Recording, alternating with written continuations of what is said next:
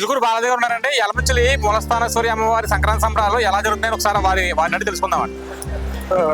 యలమంచిలి మూలస్థానేశ్వరి అమ్మవారి ఆశీస్సులతో సంక్రాంతి సంబరాలు చాలా ఘనంగా జరుగుతున్నాయండి.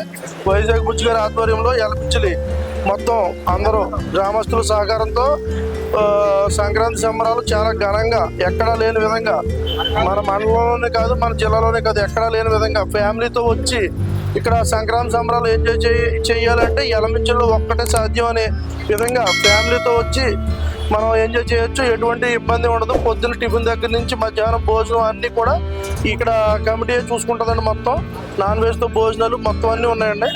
మీకు ఈ టైపు సంక్రాంతి సంబరాలు ఎక్కడా కూడా ఉండవు.